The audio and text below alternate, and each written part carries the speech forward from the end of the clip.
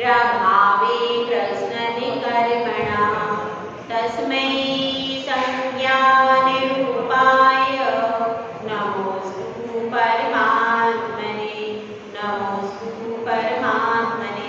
पंच परमेश्वरी भगवान की, एक हजार श्री शांतिनाथ भगवान की, परम पूज्य आचार्य श्री आदि सागर महाराज की, आचार्य श्री महावीर कीर्ति महाराज की, आचार्य श्री विमल सागर महाराज की, आचार्य श्री तपस्वी सम्राट सन्मति सागर महाराज की, आचार्य गुरुवर सुंदर सागर महाराज की, अहिंसा में विश्व धर्म की, चिन्वाणी माता की,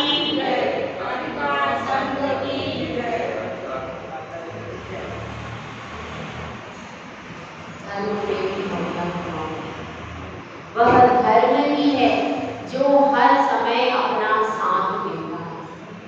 हम ये समझते हैं कि हमारे परिवार के लोग हमारा साथ देंगे और हमारे मित्रगण हैं वो हमारा साथ देंगे, धन साथ देगा अथवा मकान साथ देगा।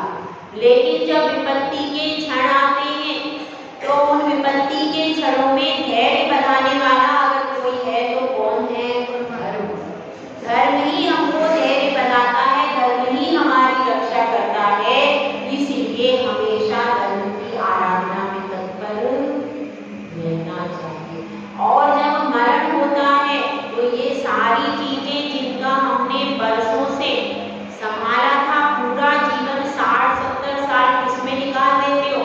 या तो परिवार में निकाल देते हो, परिवार के लिए, या फिर धन संपत्ति के लिए, अथवा मकान में, इन्हीं सब में निकलते हैं ना। 60-70 साल आपके इन्हीं के साथ निकलते हैं कि नहीं?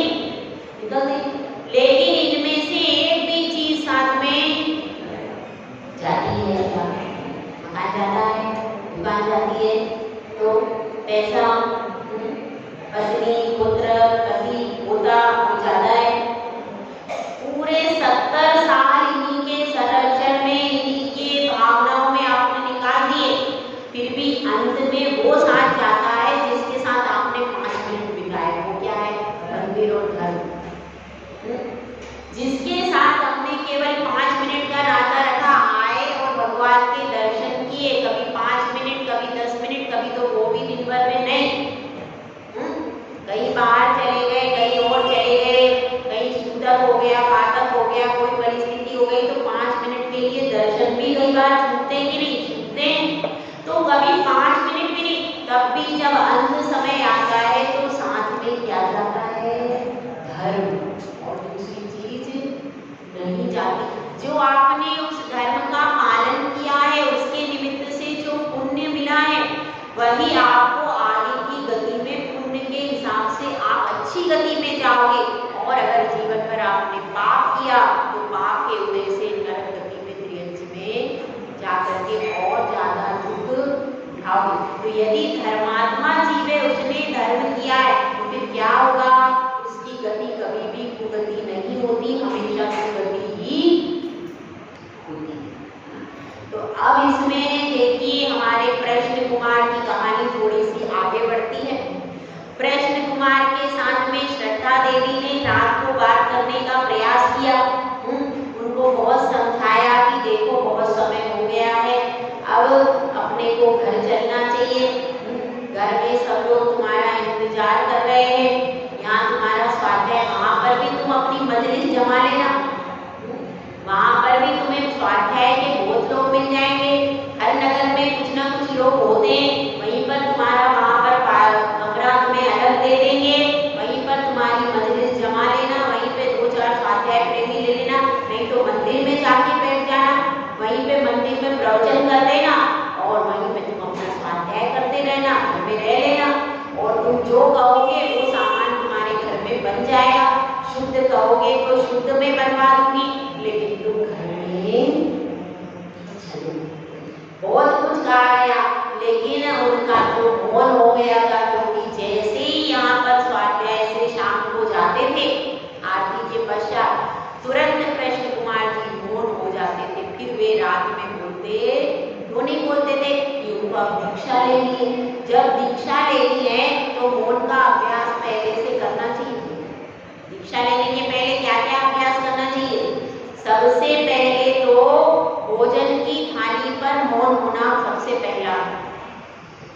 जो भोजन की थाली पर मौन नहीं हो पाया, वह बाद में दीक्षा के बाद कैसे संयम पालन करेगा? नहीं कर पाएगा। भोजन की थाली पे मौन होना चाहिए, 2 स्थानों पर मौन होना चाहिए। कौन सी चीजें? एक तो भोजन की थाली पर मौन हो जाओ और एक पर निंदा के समय पर मौन हो जाओ।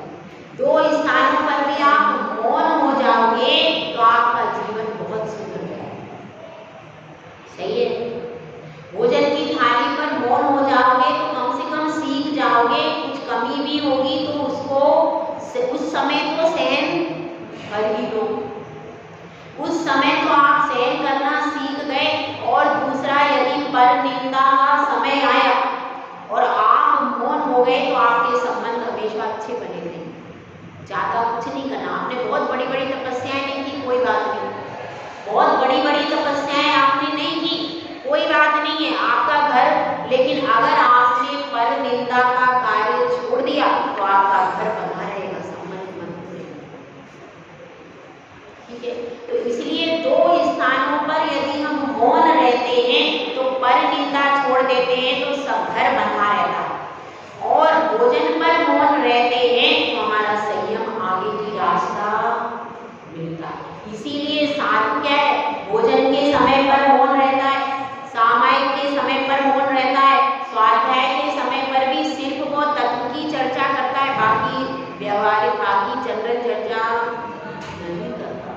तो इस तरह से वह पूरा अपना हित मित प्रिय का पालन करता है। तो यहाँ पर बात चल रही है, वह क्या हो गया? शाम को मौन हो गए तो जो भी उन्होंने जितना भरना था उतना भरा, लेकिन उत्तर कुछ भी मिला नहीं। और जब ज्यादा बोलने लगी तो आंख बंद कर करके और जाप में बैठ गए। अब क्या करेंगे? अब चुपचाप होकर के श्रद्धा देवी बैठ गए। अब उन्होंने पूरी राम कहानी फोन पर अपने पुत्र को कह दी कि मैं तो हार गई, वो तो सुन ही नहीं रहे। उन्होंने कहा भैया एक बॉल में हारता है क्या कोई? एक बॉल तुमने अभी खेली और तुम हारने लगोगी तो पूरा मैच कैसे जीतोगी? अभी तो 50 बालें बाकी है। अभी रुको, थोड़ा सा धैर्य रखो। और फिर मैं भी आता हूँ, बहू को भी लाता हूँ, पोता पोती, कहीं ना कहीं तो मन पिघल जाएगा। कोशिश तो करें। तो इस तरह से उन्होंने कहा अभी तुम और देखो, 2-3 दिन और बातें करो, थोड़ा सा उनका मन डाइवर्ट होगा। और नहीं तो हम सब आकर के कुछ ना कुछ ऐसा करेंगे कि आचार्य श्री स्वयं ही इनको छोड़ दे, कुछ ना कुछ प्रपंच ऐसा रह जाएगा। ऐसा सोच, ऐसा उसने कह दिया। और श्रद्धा देवी, और एक बात याद रखना, गुस्सा मत करना। अगर तुमने गुस्सा कर दोगी तो और भी बड़े और भी बिल्कुल नहीं आएंगे। इसीलिए भले ही वो गुस्सा कर दे लेकिन तुम गुस्सा मत करना। श्रद्धा देवी कहती है उनका तो गुस्सा बिल्कुल पता नहीं कहाँ चला गया। पहले तो घर में बात बात में गुस्सा करते थे और मैं शांत रहती थी, अब तो उनका गुस्सा बिल्कुल चला गया है। बिल्कुल भी ऐसे शांत बैठे रहते हैं जैसे पत्थर की मूर्त है।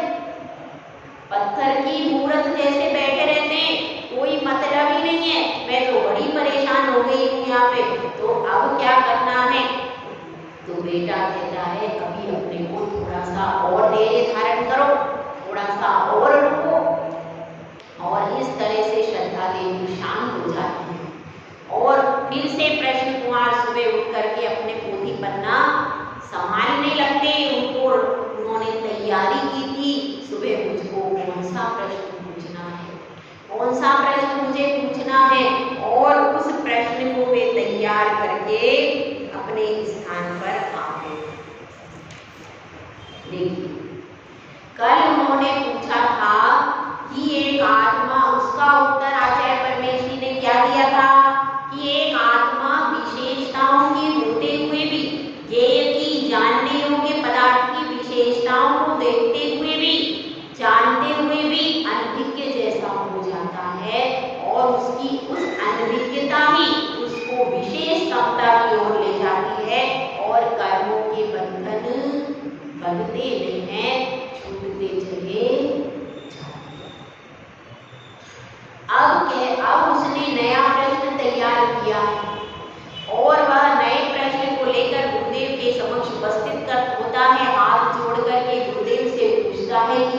गुरुदेव यह बताइए कि ये जो महात्मा पुरुष है यह आत्मा के लिए पुरुषार्थ क्यों करते?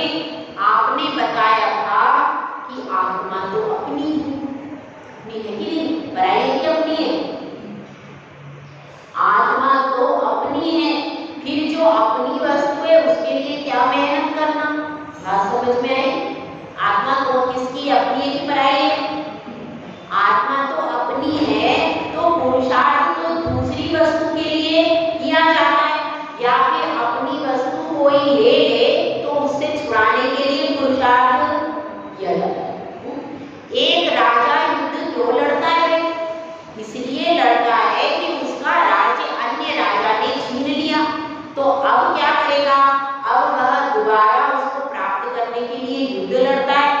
जिस प्रकार से जीवनधर स्वामी की घटना आती है कि वे सत्येंद्र, राजा सत्येंद्र के पुत्र थे और राजा सत्येंद्र का राज्य काष्ठांगार ने जबरदस्ती छीन लिया और उनके प्राणघात का प्रसंग आ गया।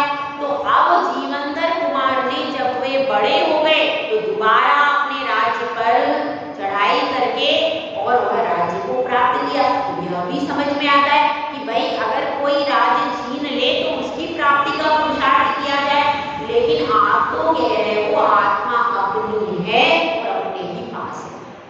गलत है कि सही है? कहाँ है आत्मा? दूसरे के पास है कि अपने पास है? अपनी है और अपने ही पास है, दूसरे ने छीनी नहीं है उसको, तो फिर उसको क्या प्राप्त करना? वो तो प्राप्त ही है, वो तो अपने पास ही है, अपने पास ही अपने को प्राप्त है, तो उसके लिए क्या पुरुषार्थ करना? तो महात्मा क्यों इसके लिए पुरुषार्थ करते हैं? आखिर आत्मा को परमात्मा बनाने का पुरुषार्थ क्यों करना पड़ता है? क्यों महात्मा इस पुरुषार्थ को करते हैं? यह प्रश्न गुरुदेव से पूछता है तो गुरुदेव तुरंत एक सुंदर श्लोक की रचना कर देते हैं। परस्ततो दुःख मात्मेवात्मा तथा सुखम् अतएव महात्मानस् तन्निमित्तं कृत्योद्यमः। परस्ततो दुःख, वह पर पदार्थ को अपना मान लेता है। पर पदार्थ पर है, पर वस्तु कहाँ पर है? पर में है, वो तुम्हारे अंदर घुसती नहीं है। घुसती है क्या भैया? एक मकान, एक दुकान, घर में पत्नी पुत्र कुछ अंदर कभी घुसा? आज तक घुसा क्या?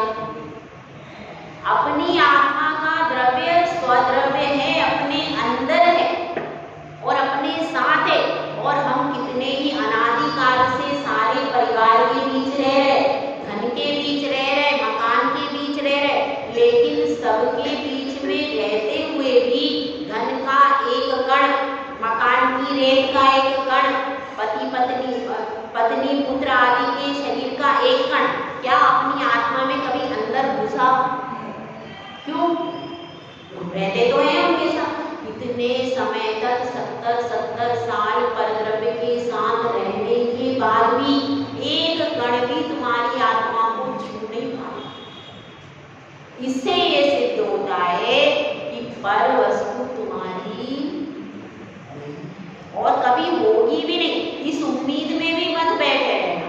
संबंधों में हम उम्मीद ये करते हैं कि भाई ये मेरा बेटा अपना है, यह मेरे लिए करेगा, यह मेरे लिए करेगा, यह मेरा करेगा, तो इस तरह से उम्मीद भी बांधते हैं, तो फिर उम्मीद टूटती है तो बहुत दुख हो जाता है। तो ये सब पर हैं और पर होने के कारण उनसे दुख मिलता है, लेकिन हम क्या मान लेते हैं?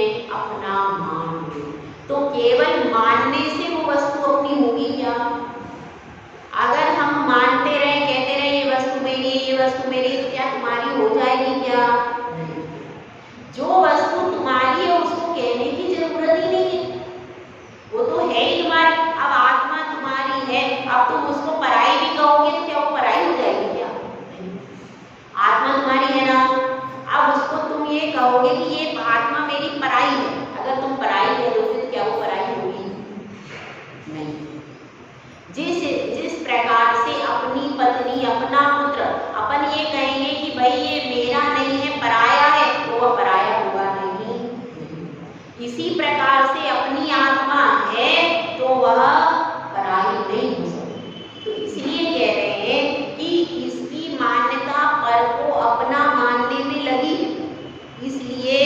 परस्ततो दुःख, इसीलिए इससे दुख उत्पन्न होता है। यदि अपनी वस्तु को अपना कहता तो दुख उत्पन्न होने का कोई चांसेस नहीं होता।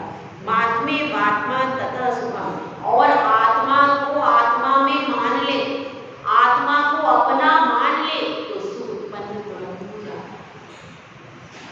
इतने देर आप उपदेश सुनते हो, अध्यात्म भाषा सुनते हो, आत्मा की चर्चा सुनते हो, सुख लगता है क्या? लगता है, लगना चाहिए। एक सम्यक दृष्टि जीव को आत्मा की चर्चा में आनंद आता है कि ये सब पर है और मेरा स्वद्रव्य तो केवल मेरी आत्मा ही है, और उसी से सुख उत्पन्न होगा। दूसरी वस्तु से आप कितने दिन सुख ले लोगे भाई?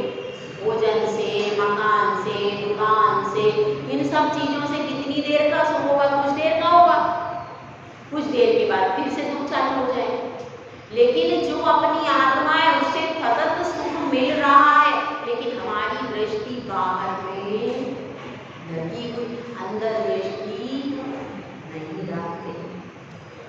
एक छोटी सी कहानी आती है, उसको समझते हैं। एक गुड़िया थी, वह गुड़िया थी और वह खोज रही थी। एक पुरुष निकला वहां से रागी, उसने कहा भैया गुड़िया क्या ढूंढ रही हो? लाओ मैं खोज देता हूँ। अरे नहीं, तुम कैसे देखोगे, मैं देख लेती हूँ, तुम अपने रास्ते जाओ। रागी अपने रास्ते गए। फिर देखो भीड़ बड़ी, कुछ और राहगीर आए।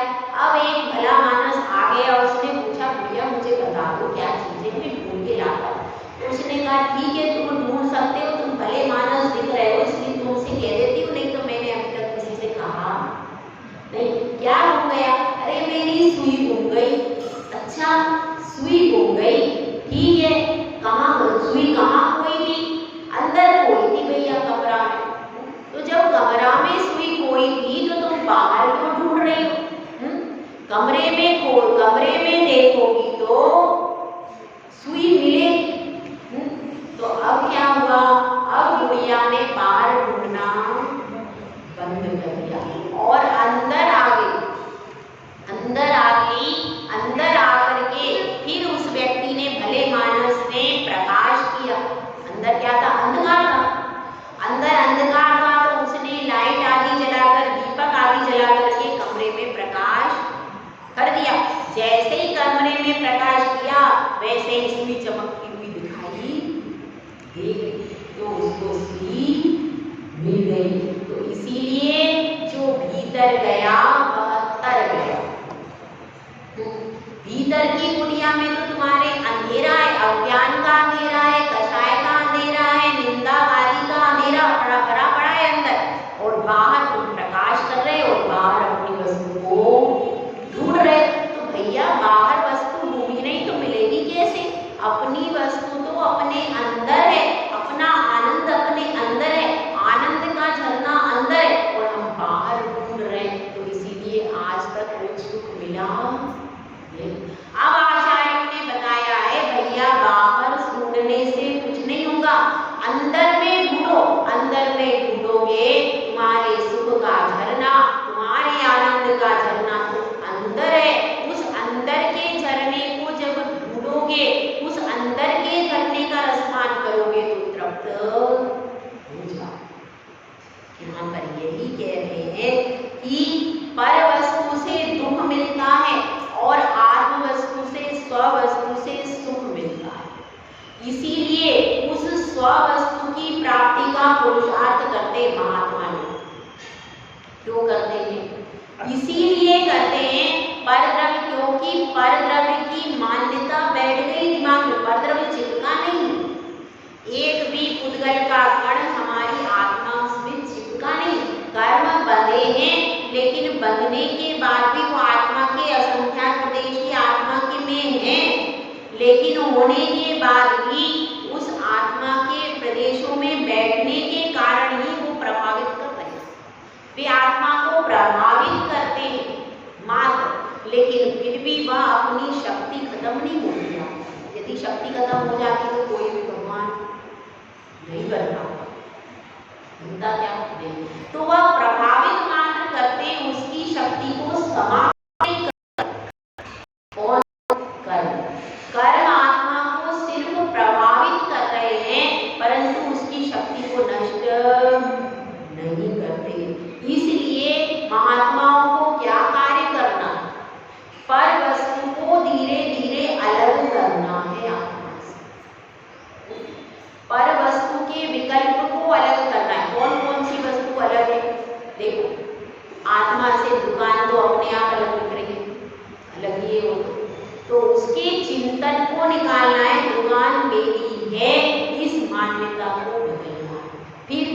घर भी है तो घर भी मेरा है, इस मान्यता को छोड़ना। घर है, मकान है, धन संपत्ति है, पत्नी पुत्र आदि जितने भी व्यक्ति बाहर से अलग अलग दिख रहे हैं तो वो अलग अलग दिखेंगे, तो उनकी जो मान्यता है केवल उस मान्यता को बदलना।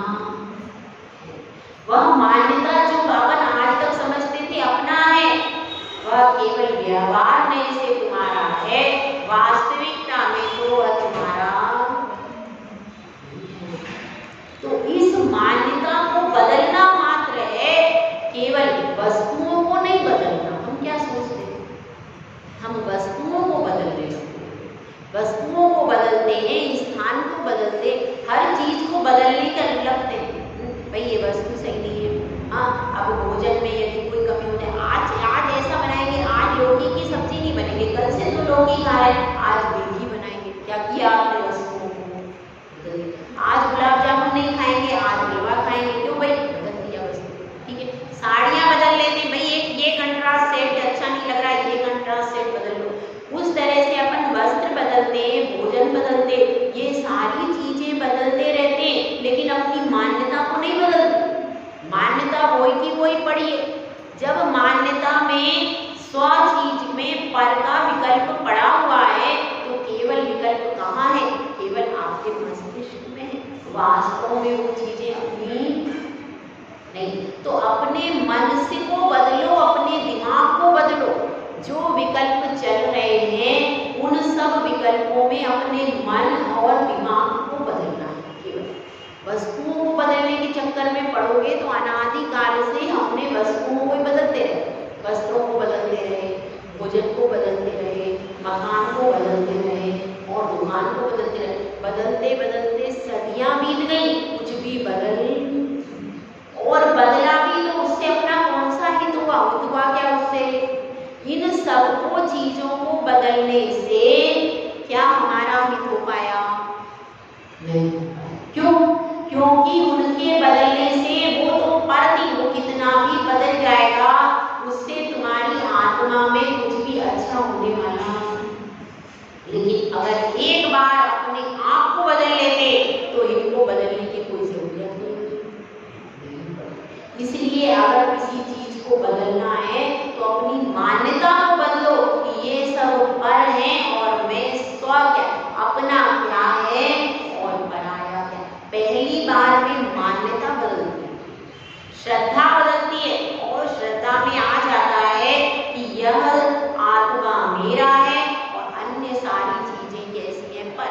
यह मान्यता हुई, पहले तो मान्यता बदलती, जब मान्यता बदल जाती है तब फिर हम यह सोचते हैं कि भाई अब अपना है आत्मा और उसको बनाना है परमात्मा, तो फिर हम मंदिर आते हैं और भगवान के प्रति भक्ति करके परमात्मा बनने की भावना। ठीक है, उसके बाद क्या होता है, उसके बाद भावना भाते भाते धीरे धीरे नियमों की ओर बढ़ते, व्रतों की ओर बढ़ते और व्रत नियम संयम को धारण करके फिर धीरे धीरे आगे बढ़ते चले जाते। यह विधि है इसकी, परमात्मा बनने की विधि, और उसी की ओर तो सबसे पहले मान्यता बदलेगी, उसके बाद ज्ञान प्राप्त करो और फिर ज्ञान प्राप्त करके फिर चारित्र की ओर आगे अपन बढ़ सकते। यह सारी विधि है और इसीलिए महात्मा लोग जो पुरुषार्थ करते हैं वह इसीलिए करते हैं, वह पर का विकल्प सबसे पहले माइंड को फ्री करो। अगर कोई एक बच्चा था, वह कहाँ गया, वह टीचर डॉक्टर के पास में गया, वह कहता है मुझे याद नहीं होता, मुझे याद नहीं होता, मैं बड़ा परेशान हूँ, मैं बड़ा टेंशन हूँ। डॉक्टर ने कहा बैठो, क्या परेशानी, अरे मुझे याद नहीं होता, सब बच्चे मुझसे आगे निकल गए, मैं याद नहीं कर पाता। अच्छा, क्या क्या सोचते रहते हो, अरे मैं सोचता रहता हूँ ये पढ़ूँ कि वो पढ़ूँ, तरह तरह के विकल्प आते हैं, मित्रों में बैठा रहता हूँ। और तो क्या कहते हैं, पहले सारा सोचना बंद कर दो, सब सोचना बंद कर दो, दिमाग को खाली करो, फ्री करो बिल्कुल। उसके बाद उसमें सारा डेटा स्टोर। मोबाइल में भी एक्स्ट्रा डाटा चला जाता है तो आपको क्या करना पड़ता है, रिलीज करना पड़ता है, निकालना पड़ता है, तब जा करके कहीं उसमें ये तो अपन सब जानते हैं कि नहीं। तो अपने दिमाग का मोबाइल में तो फ्री करो, दिमाग में से भी व्यर्थ की परेशानियां, व्यर्थ की चिंताएं, व्यर्थ की बातें कितनी भरी है इसमें। उन सब व्यर्थ की बातें, व्यर्थ की चिंताओं को खत्म करो, बाहर निकालो, दिमाग को फ्री करो। दिमाग जब फ्री हो जाएगा तो आपको कैसा लगेगा, तो आप अपने आप इसमें जो चाहोगे वो कर सकते हो, क्योंकि अभी तो इसमें कूड़ा भी भरा है और अच्छी चीज भी भरी है, बुरी भी भरी, दोनों है माइंड में। अब क्या करना पड़ेगा, अब इसमें से अच्छी चीज तो रखो और खराब चीज, जो दूसरों की निंदा के वचन है, जो हमने पहले कोई रोग हो गया था, रोग की बातें हैं, कोई दूसरे को हमको किसी से बदला लेना है, बदला लेने की बातें, और भी निरी तमाम बातें, जिन बातों का कोई प्रयोजन नहीं है, पुरानी पुरानी बातें, 10 साल पहले ऐसा हुआ था, 20 साल पहले ऐसा हुआ था, परसों ऐसा, तरह तरह की बातें, जिन बातों को कहने से, सुनने से कभी अपना कोई अच्छा होने वाला नहीं। पर सबकी दुख की कहानी होती है, ऐसा कोई व्यक्ति नहीं जिसके दुख की कहानी, चाहे गृहस्थी का हो, चाहे साधु भी हो, तो साधु के जीवन में भी आती है, पर साधु समता से उनको सह लेता है, मगर गृहस्थी के जीवन में कहानियां सबकी होती है, बचपन से लेकर के अब तक कोई ना कोई स्टोरी रहेगी भाई। तो अब इन बच्चों की स्टोरियां नहीं बनी, क्योंकि ये बच्चे तो चांदी की चम्मच लेके पैदा हुए, इनकी क्या स्टोरी बनेगी। स्टोरी तो उसकी बने जो पहले गरीब था, बाद में अमीर बने, लेकिन ये जो बच्चे, इनने तो हाथों में देखा है बस, क्या है, पढ़े लिखे 10वीं 11वीं तीन की, और कहाँ चले गए स्कूल में पढ़ने को, हॉस्टल में चले गए, आराम से पैसा भेजते जा रहे हैं माँ बाप, पढ़ लिए, बड़े हो गए, इंजीनियर डॉक्टर बन गए, कमाने लगे, इनकी क्या स्टोरी। इसलिए इन्होंने दुख देखा ही नहीं, दुख तो आप लोगों ने देखा है, परिस्थिति तो आप लोगों